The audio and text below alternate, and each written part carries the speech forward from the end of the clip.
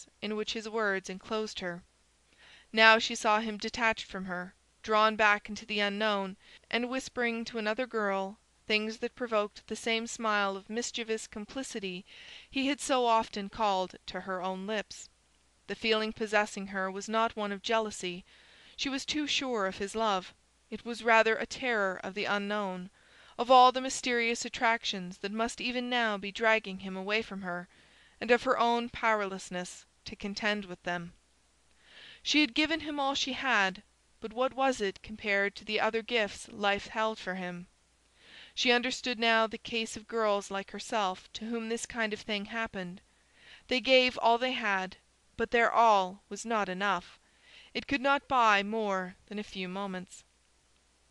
The heat had grown suffocating. She felt it descend on her in smothering waves, and the faces in the crowded hall began to dance like the pictures flashed on the screen at Nettleton. For an instant Mr. Royal's countenance detached itself from the general blur. He had resumed his place in front of the harmonium, and sat close to her, his eyes on her face, and his look seemed to pierce to the very centre of her confused sensations. A feeling of physical sickness rushed over her, and then deadly apprehension. The light of the fiery hours in the little house swept back on her in a glare of fear. She forced herself to look away from her guardian, and became aware that the oratory of the Hatchard cousin had ceased, and that Mr. Miles was again flapping his wings. Fragments of his peroration floated through her bewildered brain.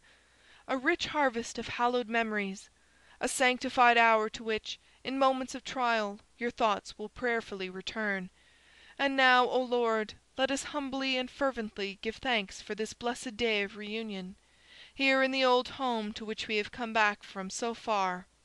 Preserve it to us, O Lord, in times to come, in all its homely sweetness, in the kindliness and wisdom of its old people, in the courage and industry of its young men, in the piety and purity of this group of innocent girls. He flapped a white wing in their direction, and at the same moment Lambert Solus, with his fierce nod, struck the opening bars of Auld Lang Syne. Charity stared ahead of her, and then, dropping her flowers, fell face downward at Mr. Royal's feet. End of chapter 13.